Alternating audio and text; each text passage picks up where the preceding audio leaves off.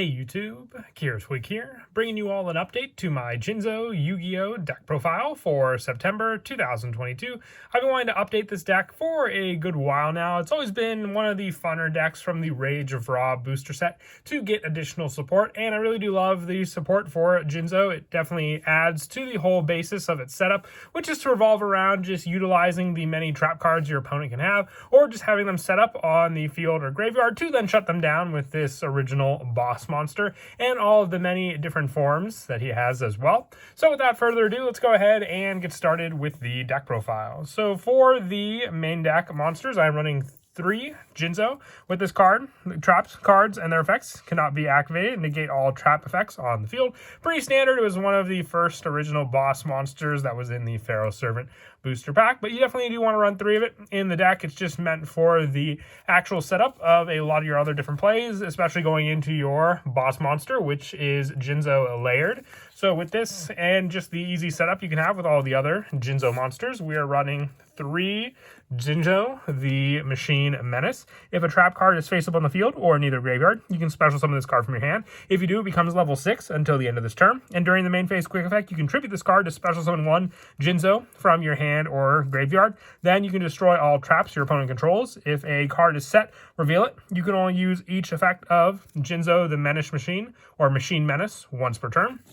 So the setup comes in the form that you can use Machine Menace and Jinzo to overlay together, since it'll be a level 6 to then go into your Jinzo layered, which will be a big play for some of the other cards we run in the deck. But you definitely do want to run 3 of this card along with Jinzo, just so you have the easy special summon setup for all your other plays. I also run 3 Jinzo Ejector with this card. This card's name becomes Jinzo while on the field or in the graveyard. You contribute this card and to add 1 Jinzo monster from your deck to your hand, except for Jinzo Ejector. Then reveal all set cards your opponent controls in the spell and trap card zone, and if there are any traps among them, you can special summon the Jinzo monster from your hand up to the number of traps revealed, and you can only use this effect of Jinzo Ejector once per turn. So this plays more into the better setup. The more traps your opponent have, the more you can special summon your many Jinzo onto the field with this card. It's a 3-of because there are other ways to utilize this special summon,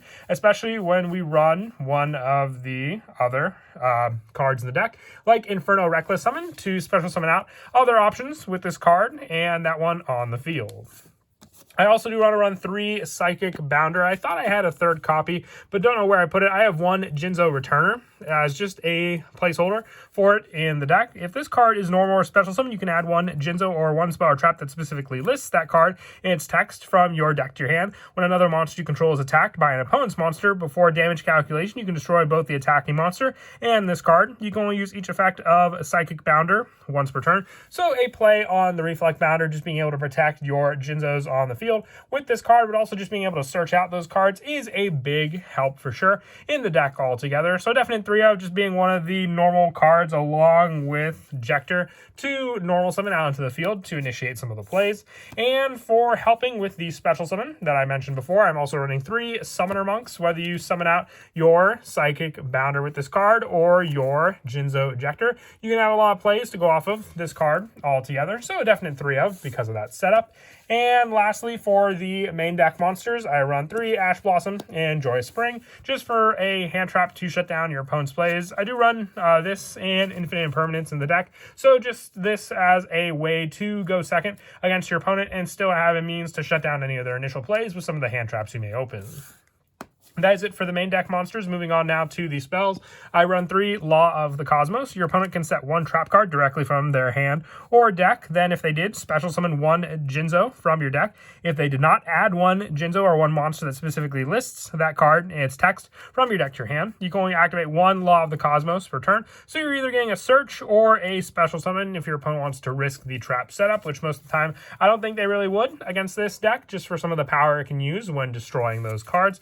But with that search option, it is a definite 3-of in the deck. I also run 3 Cyber Energy Shock, a quick play spell. If you control Jinzo, target one card on the field, destroy it. Then if it was a trap, you can apply one of these effects. You can negate the effect of one face-up card on the field until the end of this turn, or all Jinzo you control gain 800 attack. You can only activate one Cyber Energy Shock per turn, but being a quick play spell, it can definitely get around a good number of cards. Even just being able to target one face-up card and being able to shut down cards like Mystic Mind makes it all the scarier as well with this card. So a definite 3 of, just as more of a back row protection. Even being able to boost up your Jinzo to 3,200 attack can mean it can get over some pretty big boss monsters. Anything with 3k attack is an easy way for this card to get over them.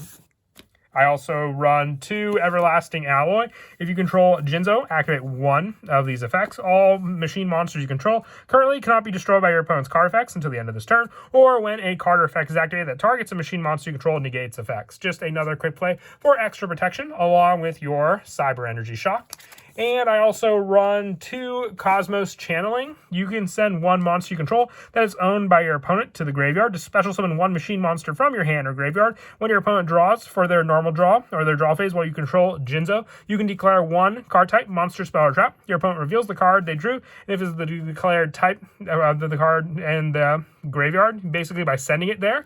And if you do, draw one card. You can only use each effect of Cosmos Channeling once per turn. So it's a 2 of, just because it is a continuous spell you can set up pretty easily on the field, and also search it out since it does have Jinzo in its name. But being able to guess your opponent's card can be quite easy if you know the deck you're going up against and just what some of the ratios they will play in that deck as well. And the monster you'll send controlled by your opponent will be just an easy special summon setup because of Jinzo Lair being able to take your opponent's monsters also.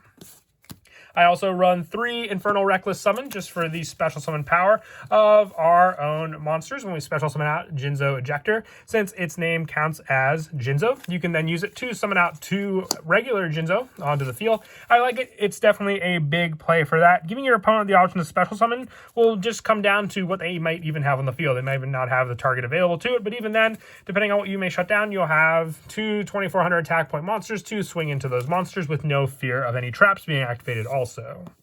And I also run 2 limiter removal just for the attack boost, since the Jinzo monsters are machine.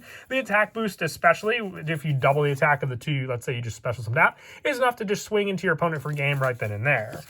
And I also run 1 Monster Reborn to special summon those monsters back onto the field to reuse. Change of Heart as another option on top of Jinzo Layered to then take one of your opponent's monsters and use it with your cards like your Cosmos Channeling. 1 Mind Control for the same premise. 1 Psychic Wave to finish off the spells as a send and burn damage option to your opponent. And then just more options for sending 1 monster with Jinzo from your deck to the graveyard to add the targeted monster to your hand. So this quick play spell is a 1-of tech, but I definitely do like it for that setup. And then for the traps, I don't really want to run too many traps in this deck because they will be shut down most of the time when Jinzo is on the field. So just 3 infinite impermanents, setting up this hand trap or just gaining access to this and activating it during my opponent's turn if they went first means that I can also just set up a trap that much more quickly, even before I take my turn 1. Then special summon out my Jinzo, the Machine Menace, onto the field that much more quickly. And that is it for the main deck. We'll now move on to the extra deck. For the Xyz monsters, I am running 3 Jinzo Layered. This is definitely a very important card in the deck, so you want to have all your options available to make this card. You can detach 1 material from this card, then target 1 face-up monster your opponent controls, take control of it until the end phase, but it cannot activate its effects or declare an attack. And if a trap is on the field, you contribute 1 monster. If you do, destroy 1 face-up card on the field. You can only use each effect of Jinzo Layered once per turn. So the gain control of your opponent's card works with the Cosmos Channeling. Just being able to then send that monster to the graveyard to special summon a machine from your hand or graveyard will also work because of the detach you'll use off of Jinzo Layer, and then just special summoning back your regular Jinzo back onto the field. I also run 2 Vampire Sheridan, actually just the 1 because I'm also running 2 additional of the number 24 as optional rank 6 monsters to go into. And with the Vampire Sheridan being able to use my opponent's monsters as a level 6 to go into this, it's good just as the monster that your Jinzo took to use to summon this card out. I also run 1 M7 for more of the bouncing plays back to our hand. 1 Gaia Dragon, the Thunder Charger, using a rank 5 or 6 to overlay on top of this, attacking with that, and then also being able to just go into Zeus, Sky Thunder from there. And for some rank 4 plays with the Summoner Monks and the other Jinzo level 4s, I run 1 Baguska and 1 Abyss Dweller for those rank 4 options. With the Link monsters just being 1 Dark, the Dark Charmer Gloomy, 1 Nightmare Cerberus, 1 Nightmare Phoenix, and 1 Nightmare Unicorn for some of the Link plays when you can make them. Most of the time I do end up just going for the Xyz monsters though. As for some of the go-to plays in the deck, if you summon out your Summoner Monk and discard a spell from your hand, you can then special summon out your Jinzo Ejector onto the field if you have your Infernal Reckless summon in your hand as well. So basically just needing the 3-card Summoner Monk, Law of the Cosmos, and Infernal Reckless summon in your hand, discarding the 1 spell. After you summon out Jinzo Ejector, you can then activate your Infernal Reckless summon, giving you 2 special summons for your 2 Jinzo on the field. You can then use these 2 to overlay together to make a rank 4 monster of choice, which you can either go for your Abyss Dweller, having your opponent's graveyard play shut down, and then using your other 2 Jinzos to overlay together to go into your Jinzo Layered. And then if you went second against your opponent, you have this play to rely on, being able to detach 1 for this card, and then taking your opponent's monster. With that monster taken, you can then also have the play, if a trap is on the field, to tribute 1 monster. If you do, destroy 1 face-up card on the field. It gives you that play by taking your opponent's monster, so depending on the monster you took from them, to tribute, to then get rid of that other problem on the field as well. If you have your Cosmos Channeling on the field when you use the take effect as well, to send a monster you control to special summon machine monster, since you detached for the Jinzo and took that opponent's monster, if you then tribute, you have the monster in the graveyard to special summon back onto the field. If you have another monster you tribute, like if you wanted to use this one, you can at least also use the opponent's monster you took to overlay the 2 of them together to go into the Vampire Sheridan. Since a monster with a level that was owned by your opponent can be treated as a level 6 for this monster, and that is why we run it, giving you 2 powerhouse rank 6 monsters on the field if they attack into your opponent, or if you go for the bigger rank play using Sheridan for your Gaia the Thunder Charger and that card attacks, or just an Xyz monster, you then can go into your Zeus, having a monster with 4 material on it that you can detach to use the send effect for Zeus twice from there. But that is it for the deck profile. I hope you all enjoyed the video.